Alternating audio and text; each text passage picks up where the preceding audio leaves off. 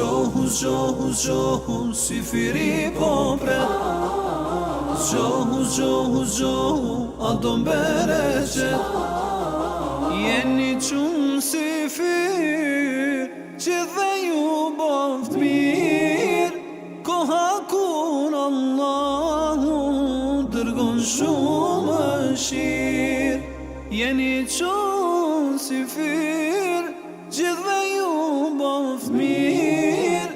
Koha kur Allahu dërgon shumë shirë. Zgjohu si firi po pret.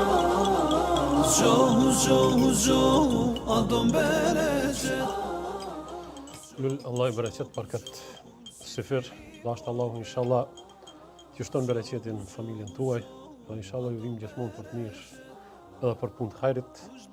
Lusim Allahun na bashkon në rahmetin e tij që na ka bashkuar në këtë sofër të sifirit.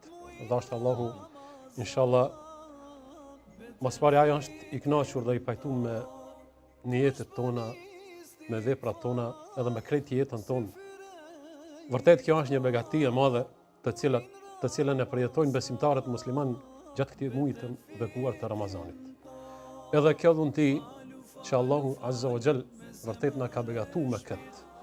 Është një privilegj për neve që të jemi agjerues edhe nënshtrues të parimeve të Allahut, në veçanti agjerimi i muajit të bekuar, pasi që vetë Allahu Dhul Xhelal është krijues absolut.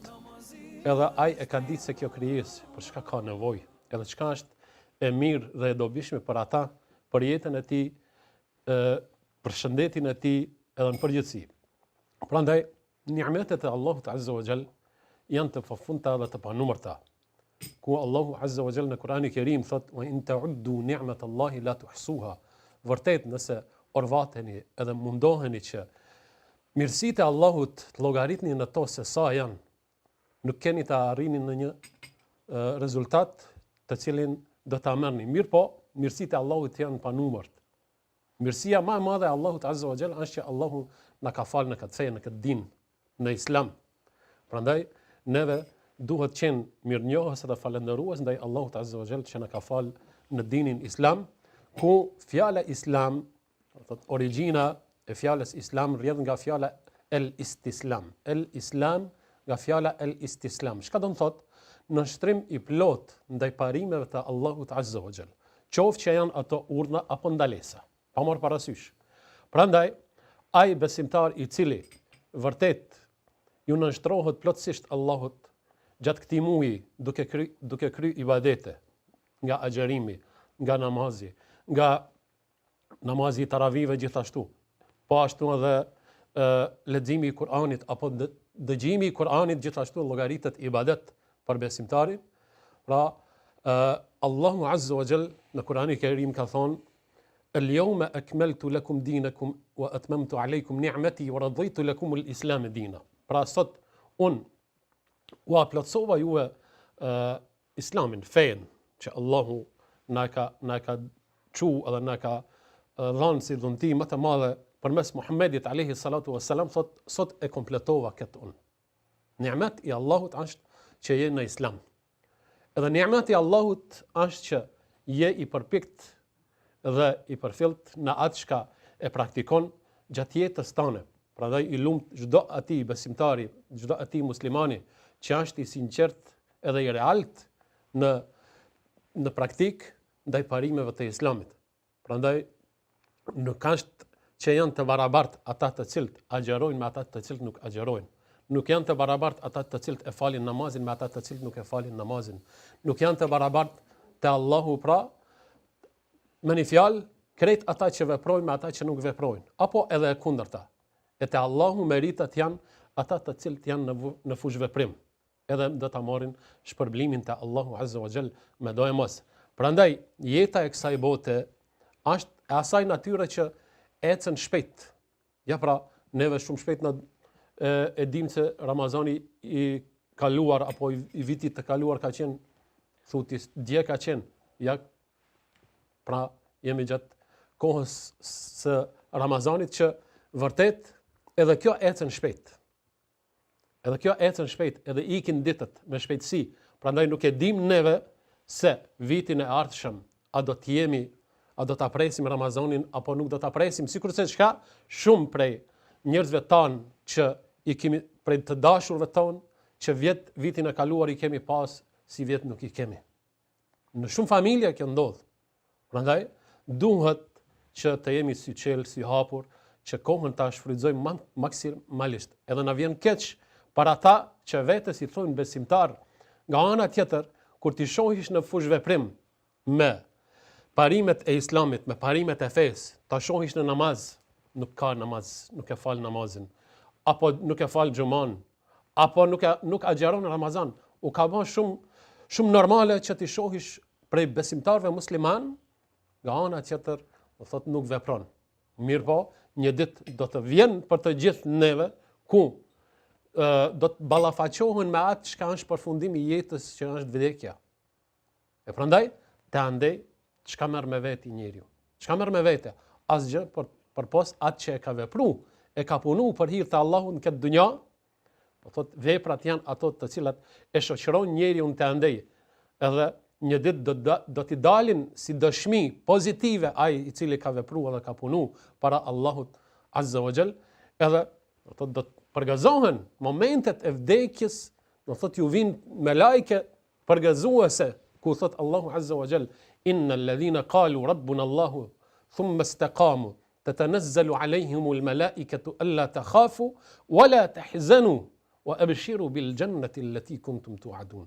Vërtet, atyre që kanë thonë edhe kanë thonë la ilaha illa Allah, kanë besu Allahun, për dinë kanë pas Islamin, Muhammedin alayhi salatu wassalam të dërguar, edhe kanë qenë veprimtar gjatë jetës së tyre, edhe kanë vepruar atyre momentet e vdekjes ju zbresin me lajke përgëzuese që i përgëzojnë për të andej shka vjen. Mos keni frikë, do thotë shka do të vjen mbrapa, se janë të garantuar. Edhe mos u mërzitni, mos u brengosni për atë që e keni lënë, për dynjan që e keni lënë, se ajo që vjen është më e mirë, edhe më me vlerë, edhe do thotë nuk ka fund, është e përjetshme. Prandaj ai i cili do thotë ka qenë musliman, po themi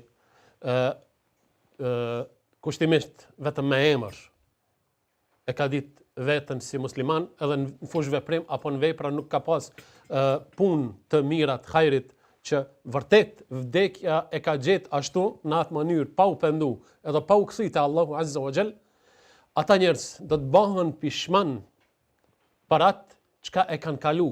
Do të shpresojnë që të kthehen një moment të vetmin, spaku një ditë të agjerojnë për Allahun Azza wa Jall. Një namaz, një sejdë që bajnë Allahut Azza wa Jall. Një të mirë të bajnë, mirë po mundësia nuk është të kthehen mbrapa. Pasi që do të thotë qale rabbi irji'un, do të thotë o Zot më kthej mbrapa. La'alli a'malu salihan fima tarakt. Me shpresë që unë të baj mirë, të punoj mirë, të veproj mirë nga ajo që e kam lënë. Prandaj neve do thotë duhet qenë mirënjohës se dhuntit e Allahut Azza wa Jall me të cilat Allahu na ka beku janë shumë.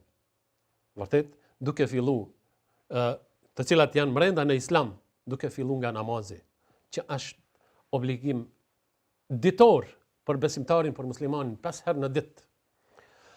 Obligim javor, që është namazi i xumas. Masandej ke adhurime tjera që mund të adhurojsh edhe madhnojsh Allahun Azza wa Jall përmes tyre, që është shembull të agjeruarit e ditëve të bardha gjatë muajit. Do thotë janë për çdo muaj përsëriten këto. Ke adhurim që bëhet një herë në vit, që është agjerimi, po edhe një herë në jetë, që është çështja e haxhillakut. Prandaj, vërtet mirësitë e Allahut në Islam nuk kanë fund. Edhe prandaj jeta e këtij ummetit të Muhammedit alayhi salatu wassalam është jetë e begatshme. Jetë e begatshme, pasi që Allahu Azza wa Jall u ka begatu jetën këtij ummeti me të mirat e tij, të cilat nuk kanë fund. Mirësitë e Allahut nuk kanë fund dhe nuk përfundojnë. Qëllimi i Zotit ka qenë, ku thotë wa ma khalaqtul jinna wal insa illa liya'budun. Nuk kam kriju e gjinët edhe njerëzit, përpose që ata të më adhurojnë mua. Do thotë që në nështrohen Allahut Azza wa Jall me adhurim. Prandaj adhurim llogaritet edhe quhet është emër për mbledhës i çdo gjëje të cilën e don Allahu Azza wa Jall. Qoftë ajo fjalë që shprehet, apo vepër që veprohet, punohet, apo që ajo vepër qoftë që është msheftas apo haptas që shihet. Prandaj neve e falenderojmë Allahun Azza wa Jall që vërtet na ka falë në këtë din, jemi mirënjohës ndaj kësaj mirësie të Allahut Azza wa Jall, edhe duhet falenderu Zotin për çdo ditë, çdo natë për atë që na ka dhënë, se nuk ka shë mundshme që ti, dikujt që nuk falet, ti kallëzosh se çka përjeton ti gjatë faljes së namazit. Çka përjeton në sejdë kur i bie Allahut Azza wa Jall. Apo çka përjeton ti kur ditën kur agjeron me orë të tëra prej syfirit e deri në iftar. Një jo agjeruesi nuk ka shë mundshme t'ja shpjegosh edhe komentosh se çka ndjen ti, çfarë mirësie ndjen kur agjeron edhe kur ban syfir, apo edhe kur ban iftar. Pa elusim Allahun Azza wa Jall që ai tjetë i kënaqur me niyetet tona, me punët tona, gjithmonë elusim Allahun Azza wa Jall që ditët që kanë kalu, dhashtë Allahu i paspranu të plota dhe patmeta prej neve, ditët që kanë mbet, dhashtë Allahu na i mundson t'ja arrim, t'ja agjerojmë me sinqeritet e devotshmëri ndaj Allahut Azza wa Jall, gjithashtu duke lutur Allahun që ai të jetë i kënaqur me neve. Elusim gjithnjë Allahun Azza wa Jall që ai neve të na bëjë prej atyre që të vërtetën e shumë të vërtetë dhe ndjekin atë, kurse të pavërtetën e shumë të pavërtetë dhe largohen nga ajo. Wa akhiru da'wana alhamdulillahi rabbil alamin.